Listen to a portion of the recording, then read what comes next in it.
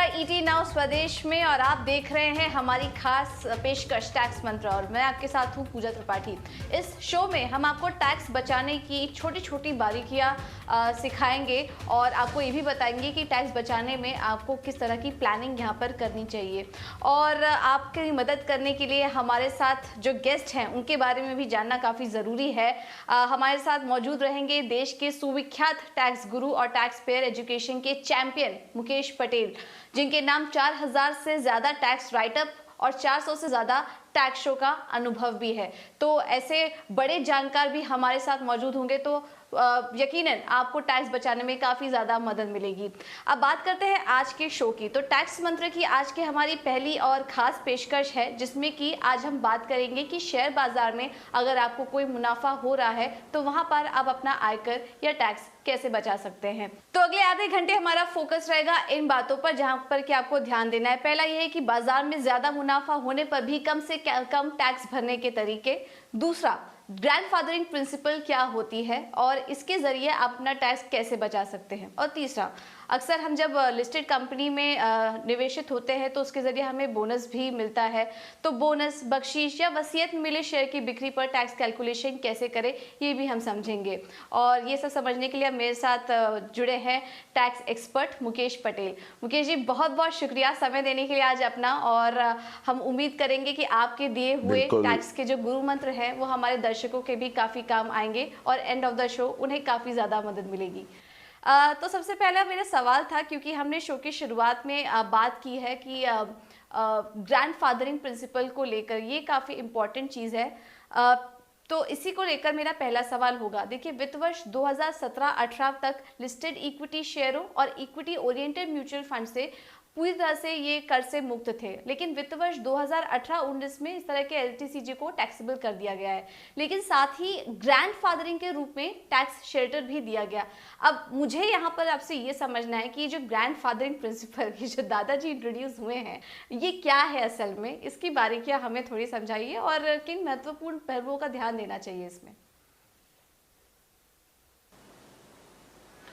बिल्कुल पूजा, सबसे पहले तो ईटी नाउ स्वदेश के लॉन्च पर आपको और पूरी ईटी नाउ स्वदेश की टीम को बहुत बहुत बधाई हो। और टैक्स मंत्र के इस विशेष पेशकश के द्वारा हर हफ्ते, जैसे आपने बताया, हम टैक्स की बारीकियां हमारे दर्शकों तक ले आएंगे। उनको टैक्स प्लानिंग में हम we will be their friend, philosopher and guide. तो आपने ये जो सबसे पहले मुद्दा उठाया ग्रैंडफादरिंग का, ये बहुत महत्वपूर्ण एक सिद्धांत है। कोई भी बाजार से जो संबंध रखता है, ऐसे निवेशक को ये समझ लेना अति आवश्यक इसलिए है क्योंकि समझिए 14 साल तक 2004 से लेके 2018 तक capital gains tax, particularly long term capital gains tax को मान लीजिए वनवास दे दिया गया था and there was a total tax exemption. 2018 का जब बजट पेश हुआ 1 फरवरी को, तब वित्त मंत्री ने एक बहुत अहम उन्होंने एक अनाउंसमेंट की कि 18-19 से अब कैपिटल गेन्स टैक्स को पुनः लागू किया जाएगा। Long term capital gains tax को इक्विटी शेयर्स और इक्विटी ओरिएंटेड म्यूचुअल फंड्स। तो सबकी चिंता का विषय ये था कि भाई इतने सालों तक हमें ये फायदा मिलता रहा, अब बजट में अनाउंसमेंट आई, उसके पहले जिन लोगों ने शेयर्स की कारोबार की उनको टैक्स नहीं, और 1 फरवरी से उसके बाद हमें टैक्स लगेगा, तो ये तो जायज नहीं है। तो इसलिए ये ग्रैंडफादरिंग का कंसेप्ट जो है वो ये है कि 1 फरवरी को बजट पेश हुआ तो 31 जनवरी 2018 तक जो भी निवेशक का जो भी पोर्टफोलियो था उसमें उसका जो भी गेन है उसको फ्रीज कर दिया गया। माना वित्त मंत्री ने बताया कि आपको 31 जनवरी 2018 तक की वैल्यू पर कोई भी टैक्स देना नहीं होगा, वो टैक्स शेल्टर मिलेगा। और जो शेल्टर देते हैं, हमारे फैमिली में भी ग्रैंडफादर है, he is a fatherly figure जो शेल्टर देता है, इसलिए ये ग्रैंडफादरिंग का कंसेप्ट ये अमली हुआ।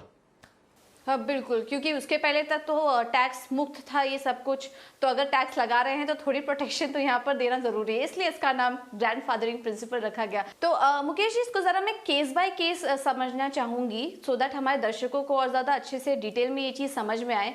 पहला तो ये कि मान लीजिए 31 जनवरी 2018 के पहले जो कॉस्ट प्राइस थी वो 250 रुपये थी, और उसको मैंने बेचा करंट प्राइस में, जो कि इसकी वैल्यू 450 है, और ग्रैंडफादर जो प्राइस है यानी कि जो मार्केट वैल्यू इसकी ग्रैंडफादरिंग प्राइस की वो 400 रुपये है। तो इस केस में मेरा टैक्सेबल गेन या लॉस कितना होगा, और उस पर फिर टैक्स कैलकुलेशन किस तरीके से किया जाएगा? बिल्कुल बिल्कुल पूजा, ये ग्रैंडफादरिंग का फायदा आपको मिलेगा उसके कारण आपकी कॉस्ट प्राइस है 250, आप बेच रहे हैं 450 में, तो ऐसे तो आपको बुक प्रॉफिट जो हुआ वो तो 200 रुपये का हुआ, पर आपको जो टैक्स भरना होगा वो ग्रैंडफादर्ड प्राइस 400 और 450, चूंकि ग्रैंडफादर्ड प्राइस से ऊंची रकम है इसलिए वो दोनों का डिफरेंस केवल 50 रुपये पर आपको टैक्स भरना होगा, न कि 200। Actual gain is 200, taxable gain is 50। Okay, ठीक है।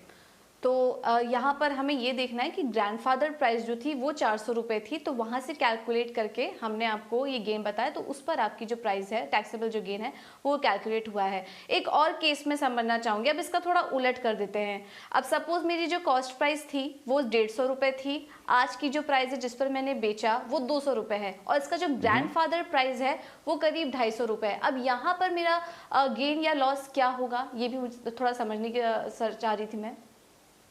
बिल्कुल, यहां हमें चौकन्ना इस बात पर रहना है कि आपका 150 रुपये की कॉस्ट थी और आज जो आप बेच रहे हैं वो 200 पर। अब आप कहेंगे कि ग्रैंडफादर प्राइस 250 है, तो 250 के कम में मैं बेच रहा हूं तो मैं 50 रुपये का लॉस ले लूं, तो ये लॉस आपको नहीं मिलेगा, क्योंकि ग्रैंडफादरिंग का पर्पस ये है कि it gives you a protection against a taxable situation, पर आपको लॉस बढ़ाने के लिए ग्रैंडफादरिंग फायदा नहीं करेगा।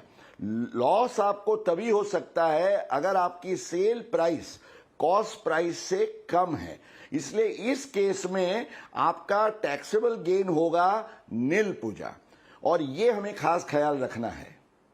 बिल्कुल, तो इस केस में ना कोई फायदा है ना नुकसान है, क्योंकि आपका जो ग्रैंडफादर प्राइस थी वो आपके सेल प्राइस से ज़्यादा थी, और हम यहाँ पर इसी प्रिंसिपल को लेकर चल रहे हैं, तो इस केस में फ़ायदा या नुकसान कुछ नहीं होगा।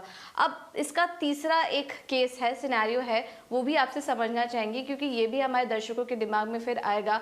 अब मान लीजिए कि कॉस्ट प्राइस जो थी वो 300 रुपये थी 31 जनवरी 2018 के पहले। अब आज मैंने उसको 350 में बेचा, और उसका जो ग्रैंडफादर प्राइस थी वो 200 रुपये थी, यानी कि कॉस्ट प्राइस से भी कम थी, तो ऐसे में मेरा गेन या लॉस क्या होगा?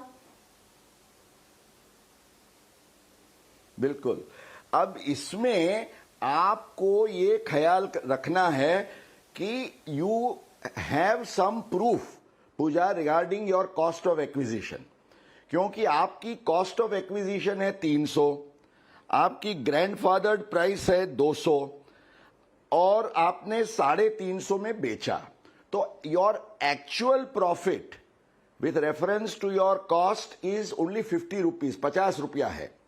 पर अगर वो 300 का कोई एविडेंस आपके पास नहीं है तो होगा क्या, आपको पर फोर्स ग्रैंडफादर प्राइस लेनी पड़ेगी, और 200 और ये 300 के बीच, 350 के बीच आपको 150 रुपये पर टैक्स भरना पड़ेगा। तो हम हमारे दर्शकों को खास तौर से ये बताएं कि जहां भी आपकी कॉस्ट ऑफ एक्विजिशन ग्रैंडफादर्ड प्राइस से ऊंची है तो उसका एविडेंस आप जरूर रखिए, क्योंकि that will help you in ensuring कि आप अननेसेसरी गेन पर टैक्स न भरें। हाँ बिल्कुल। और देखिए हम ये चीज़ आपको एक एक करके चार्ट्स की मदद से समझा भी रहे हैं। अगर ग्रैंडफादर प्राइस इस केस में 200 रुपये था तो इसका मतलब ये नहीं कि आपको गेन 150 रुपये हो गया है। यहाँ पे कौन सी प्राइस ज़्यादा है, विच एवर इज हायर का प्रिंसिपल यहाँ पर लग रहा है, तो उस बात को आप ध्यान में रखकर चलिए। अब यहाँ पर आते हैं चौथे केस में। सपोज अब मुझे हर तरीके से नुकसान हो रहा है। सपोज जो प्राइस थी मेरी 31 जनवरी 2018 के पहले वो 350 थी, आज की प्राइस 250 रुपये है, मैंने उसको नुकसान में बेच दिया है। और ग्रैंडफादर प्राइस भी ज़्यादा ही थी, 300 रुपये थी। तो इस केस में मेरा जो नुकसान है वो कितना होगा? बिल्कुल, इस केस में भी ये हमने जो आगे वाला एग्जाम्पल देखा पूजा, उसको ध्यान में रखते हुए अगर हम हमारा कॉस्ट ऑफ एक्विजिशन का एविडेंस रख पाते हैं तो वो जो हायर प्राइस है उसका बेस लेते हुए और मेरी सेल प्राइस को उसमें से डिडक्ट करते हुए मेरे को 100 रुपये का नुकसान होगा। पर अगर उसका कोई पुरावा या एविडेंस प्रूफ मेरे पास नहीं है तो फिर मुझे बेस्ड ऑन द ग्रैंडफादर्ड प्राइस मैं जो डिफरेंस है वो 50 रुपये का वो नुकसान क्लेम करने में आई विल मिस दैट, वो गवा दूंगा मैं। ठीक है, तो इससे एक बात तो क्लियर हो गई कि आपका जो भी एविडेंस है कॉस्ट प्राइस का वो यहाँ पर रखना काफ़ी ज़रूरी है, तभी ग्रैंडफादर प्राइस कैलकुलेट बेहतर तरीके से हो पाएगी। इस बात का आप लोग ज़रूर ध्यान रखिए। लेकिन अब इस पर फिर मेरा दूसरा सवाल आगे आ जाता है। अब जब एक निवेशक को कोई चीज़, कोई शेयर उपहार में, वसीयत में या विरासत के तहत कोई शेयर प्राप्त होता है तो उसके पास तो ये डिटेल्स होती नहीं है, तो वो कैसे कैलकुलेट करे अपना टैक्सेबल गेन? बिल्कुल, डिटेल्स होने की बात तो अलावा, but the major issue is कि उसकी कोई कॉस्ट ही नहीं होती। क्योंकि जब आपको, जैसे आपने पूछा कि मुझे कोई बख्शीश या वसीयत या जिसको हम इनहेरिटेंस, वारसाई में कुछ मिलता है तो मेरी कॉस्ट नहीं है। अब निवेशक को ये दुविधा होगी कि क्या मेरी कॉस्ट को जीरो गिनते हुए अगर आप मेरी सेल प्राइस को कंपेयर करेंगे तो बहुत बड़ी रकम पर मुझे मुनाफा होगा और टैक्स भरने की जिम्मेवारी आएगी। तो यहां Puja, there is a beneficial provision under the income tax act, उसको हमारे सब इन्वेस्टर्स को खास ख्याल रखना है। और वो ये है कि जहां सेक्शन 55 में ये कहा गया है कि जहां आपकी कोई कॉस्ट ऑफ एक्विजिशन नहीं है, तो with reference to the provisions of section 49 जो कैपिटल गेन्स की गिनती के स्पेशल प्रोविजंस हैं, उसमें यह कहा गया कि जो cost of the previous owner, मान लीजिए मेरे पिताजी ने मुझे वसीयत या बख्शीश में शेयर्स दिए हैं और आज मैं उसको 200 रुपये पर शेयर की कीमत से बेचता हूं, तो मेरे पिताजी ने अगर वो 100 रुपये में खरीदे हैं तो वो 100 रुपये की प्राइस जो है उनकी कॉस्ट प्राइस मेरी कॉस्ट प्राइस गिनी जाएगी। अब ये बहुत पुरानी बात है, तो मेरे पास अगर कोई और एविडेंस नहीं है तो मैं इन दी ऑल्टरनेटिव मैं जा सकता हूं ग्रैंडफादरिंग के प्रोविजंस पर, ताकि जो 31 जनवरी 2018 पहले के शेयर्स हैं तो उसमें ये नियम लागू होगा। उसके बाद तो जैसे आपने बताया ये कॉस्ट ऑफ एक्विजिशन का एविडेंस ये रखना बहुत जरूरी है। पूजा, एक और भी छोटी सी बात है जो हमारे दर्शक मित्रों को ख्याल में लेनी चाहिए, क्योंकि उससे बड़ा अच्छा प्लानिंग हो सकता है। मान लीजिए मुझे वसीयत में मेरे पिताजी ने जो शेयर्स दिए हैं वो कई सालों से वो होल्ड कर रहे हैं, और मुझे आज मिले शेयर्स अगर मैं एक दिन के बाद कल बेचता हूं तो सवाल ये खड़ा होगा कि इसको लॉन्ग टर्म माना जाए या शॉर्ट टर्म। अब क्योंकि लॉन्ग टर्म का जो रूल है कि आपको 12 महीने होल्ड करना चाहिए, तो मैंने तो एक ही दिन होल्ड किया। पर इसमें भी जो सेक्शन 2 सबसेक्शन 42 कैपिटल ए का एक बहुत इंपॉर्टेंट प्रोविजन है, उसमें ये बात कही गई है कि जब मुझे कोई इस तरीके से माना वसीयत, बख्शीश या विल के तौर से कुछ मिलता है, तो उस केस में जो पीरियड ऑफ होल्डिंग माना वो एसेट को धारण करने का समय जो आगे के मालिक का है वो भी मेरे पीरियड ऑफ होल्डिंग में जोड़ा जाएगा। माना मुझे आज कुछ मिलता है बख्शीश या वसीयत में, मैं कल भी उसको बेच दूं, पर आगे का समय और मेरा समय दोनों को मिलाते हुए अगर 12 महीने से ज्यादा है तो पूजा इसको लॉन्ग टर्म गेन माना जाएगा। ठीक है, तो बिल्कुल इन तमाम जो छोटी छोटी बारीकियां हम आपको बता रहे हैं, इनका भी ध्यान देना बहुत ज़रूरी है।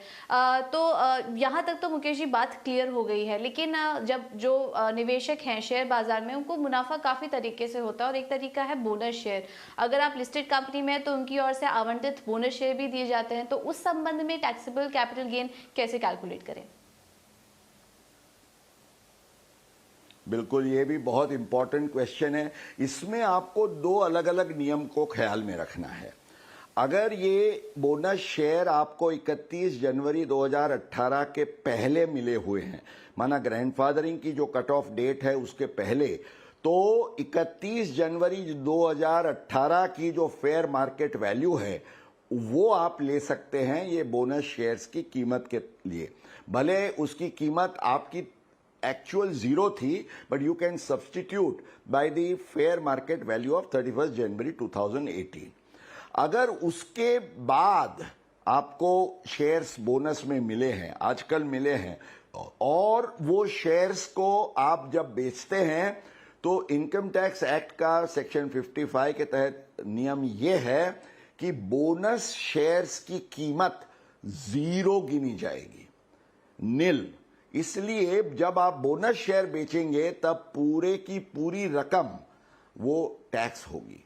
तो 31 जनवरी 2018 पहले का और उसके बाद का ये नियम का फर्क भी हमें ख्याल में रखना है। ठीक है, तो यहाँ तक तो हमने समझा कि अगर शेयर बाजार से आपको कुछ मुनाफा हो रहा है तो वहाँ पर टैक्स कैसे बचाना चाहिए, और काफ़ी सारे हमने एग्जाम्पल्स और कुछ इंपॉर्टेंट पॉइंट्स पर डिस्कशन भी किया। वक्त है एक छोटा सा ब्रेक लेने, सवालों को भी शामिल करने का, और अगर आपके कुछ सवाल हैं तो वो आप हमें फेसबुक, ट्विटर और व्हाट्सएप के जरिए पूछ सकते हैं, और सवाल पूछने का तरीका भी लगातार आपकी स्क्रीन पर फ्लैश होता रहेगा। चलिए क्विकली पहला सवाल ले लेते हैं, और ये हमें अमेरिका से भेजा है तन्वी बोरा जी ने। इनका सवाल ले लेते हैं। तन्वी बताइए क्या क्वेश्चन है आपका? नमस्ते मुकेश भाई, मैं यूएसए बेस्ड एनआरआई हूँ और मेरी इंडिया में कोई टैक्सेबल इनकम नहीं है। 2021 में मुझे 3,35,000 का equity share long term capital gain हुआ है। सेक्शन 112A के अंडर 1 लाख का एग्जम्पशन लेते हुए 2,35,000 जो कि 2,50,000 के बेसिक एग्जम्पशन से कम है, मुझे उस पर कोई टैक्स नहीं लगना चाहिए। क्या मेरी सोच सही है? तन्वी जी, आपका बहुत इंटरेस्टिंग क्वेश्चन है और हर एनआरआई के लिए ये जानना इतना जरूरी है। ये जो बेसिक एग्जम्पशन लिमिट है ना, वो सेक्शन 112A जो कि लॉन्ग टर्म कैपिटल गेन्स पर टैक्स वसूल करने के लिए प्रोविजन है, उसमें रेजिडेंट और नॉन रेजिडेंट के लिए फर्क रखा गया है। अगर कोई रेजिडेंट है तो उसको बेसिक एग्जम्पशन लिमिट का भी फायदा ये लॉन्ग टर्म कैपिटल गेन की गिनती में मिलता है, पर अगर आप नॉन रेजिडेंट है तो आपको नहीं मिलता है। माना इसका मतलब ये हुआ कि 2,35,000 का जो आपका अमाउंट है उस पर आपको 10.4% के हिसाब से करीब 24,440 का टैक्स भरना पड़ेगा। सर, इस पर मेरा एक सवाल था, अगर इनके भारत में कुछ परिजन हैं, रिश्तेदार हैं, तो क्या ये उनकी मदद नहीं ले सकते? बिल्कुल ले सकते हैं। इनके लिए गुरु मंत्र ये होगा कि आपको बेसिक एग्जम्पशन नहीं मिलता है, लेकिन मान लीजिए आपकी माता या पिता जो बुजुर्ग है वो यहाँ भारत में रहते हैं, उनकी टैक्सेबल इनकम नहीं है, तो आप ये शेयर्स इनको गिफ्ट कर सकते हैं। तो गिफ्ट पर कोई टैक्स नहीं है पूजा। और जब ये रेसिडेंट हैं वो बेचते हैं तो उनको ये 2.5 लाख का, और मान लीजिए कि अगर वो सीनियर सिटीजन भी है तो उनको added benefit of a higher exemption limit 3 lakh का भी मिल जाएगा। ठीक है, चलिए उम्मीद है तन्वी जी आपकी मदद हुई होगी। अगला सवाल हमें सुनील भयानी जी ने भेजा है, आइए सुन लेते हैं उनका क्या सवाल है। 2020-21 में मेरी टोटल इनकम 4.5 लाख रुपए की थी। जिसमें 2 लाख रुपए के इक्विटी शेयर के taxable long term capital gain का भी समावेश होता है। मेरी टोटल इनकम रुपया 5 लाख से कम होने के कारण मुझे रिबेट का फ़ायदा मिलेगा और मुझे कोई टैक्स भरना नहीं होगा, ऐसा मैं मानता रहा। लेकिन ITR फाइल करते समय इनकम टैक्स पोर्टल मुझे टैक्स भरने की जिम्मेवारी दिखा रहा है। क्या ये सही है? तो मुकेश जी, आपने सुना सुनील जी का सवाल, तो इनको क्या मदद करेंगे आप? बिल्कुल। सुनील जी, आपको हम मदद अनफॉर्चुनेटली नहीं कर सकते हैं, क्योंकि जो सेक्शन 112A जिसका मैं जिक्र कर रहा था कि लॉन्ग टर्म कैपिटल गेन की गिनती के लिए जो एक स्पेशल रूल है, तो बेसिक एग्जम्पशन लिमिट रेसिडेंट के केस में मिलता है, इसलिए आपको जो 2.5 लाख का है वो आपको मिलेगा। पर उसके बाद जो आपका अमाउंट है 2 लाख रुपए का, तो आप मानते हैं कि 5 लाख के अंदर आपकी आय है, तो आपको जो आमतौर से सेक्शन 87A का रिबेट का फायदा मिलते हुए आपका टैक्स हो जाएगा 0, पर वो नहीं होगा, क्योंकि सेक्शन 112A सेज के लॉन्ग टर्म कैपिटल गेन्स की गिनती में ये जो सेक्शन 80 फैमिली के डिडक्शंस हैं, जैसे 80C, D वगैरह, और रिबेट सेक्शन 87 कैपिटल A का जो 12,500 का मिलता है, वो लॉन्ग टर्म कैपिटल गेन के इनकम के सामने नहीं मिलेगा। तो केवल बेसिक एग्जम्पशन लिमिट को गिनते हुए बाकी के 2 लाख पर आपको एट 10.4% आपको 20,800 का टैक्स भरना होगा। तो सिस्टम करेक्ट है, ये सुधार लीजिएगा। ओके, उम्मीद है सुनील जी आपकी मदद हुई होगी। अगला सवाल हमें भेजा है हेमंत शाह जी ने व्हाट्सएप के जरिए। हेमंत, क्या सवाल है आपका? मुकेश भाई, कुछ समय पूर्व लिस्टेड कंपनी के शेयर्स के बायबैक में मुझे बहुत अच्छी रकम मिली है। ये बायबैक की जो रकम मुझे मिली है उसकी कैपिटल गेन की गिनती कैसे होगी, ये जरा आप समझाएंगे? हेमंत भाई का भी बड़ा इंटरेस्टिंग क्वेश्चन है।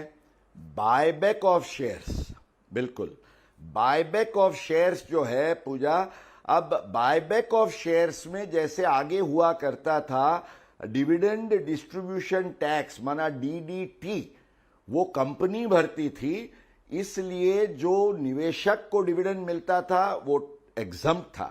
अब डिविडेंड को निवेशक के हाथ में टैक्सेबल माना जाता है, पर बायबैक में जो प्रोविजंस हैं वो अलग है। बायबैक में सेक्शन 115QA की तहत जो कंपनी है उसको 20% और सरचार्ज और सेस के साथ उसको टैक्स भरना है, और जो इन्वेस्टर है उसको जो बायबैक की अमाउंट मिलती है उसको कंप्लीटली एग्जम्प्ट गिना जाता है सेक्शन 1034 कैपिटल A में। तो हेमंत भाई, आपके लिए खुशखबर यह है कि आपको जो बायबैक की कीमत मिली है कंपनी से, उस पर आपको कोई टैक्स नहीं भरना है। ओके, चलिए, हेमंत जी को उम्मीद है कि ये सवाल के जरिए मदद मिली होगी, और इनका सवाल ऐसा था कि काफ़ी इन्वेस्टर्स और ट्रेडर्स के मन में भी आता ही है, तो उम्मीद है उनको ये मदद मिली होगी। ओके, तो फिलहाल इस शो को यहीं समेटने का वक्त है। मुकेश जी, बहुत बहुत शुक्रिया आपका। आज आपके ज़रिए हमने समझा कि टैक्स बचाना, टैक्स प्लानिंग, ये सिर्फ एक नॉर्मल कोई तरीका नहीं है, कोई प्लानिंग का प्रोसीजर नहीं है। इसमें out of the box thinking भी लगती है, क्रिएटिविटी भी लगती है, और काफ़ी सारे तरीके होते हैं जिससे हम अपना टैक्स बचा सकें। तो हमारे दर्शकों को भी आज काफ़ी ज़्यादा मदद मिली होगी, और इसी तरीके के कुछ दिलचस्प आइडिया हम आपके साथ शेयर करते रहेंगे आने वाले एपिसोड्स में भी। लेकिन आज के लिए शो के आखिर में वक्त है गुरु मंत्र देने का। अगर पहली बात तो आज हमने ये समझी कि अब अगर आपके पास किसी भी तरह का शेयर या म्यूचुअल फंड है तो उसको खरीदते वक्त एक्चुअल कॉस्ट का प्रूफ ज़रूर संभाल के रखें, और सुविधाजनक तरीके से, यानी कि हैंडी रखें, जिससे कि ज़रूरत के वक्त आपको वो काम आ सके।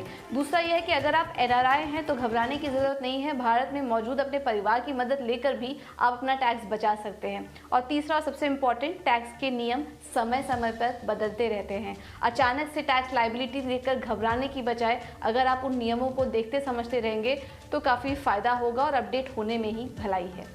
तो इस गुरु मंत्र के साथ मुझे दीजिए इजाज़त। नमस्कार।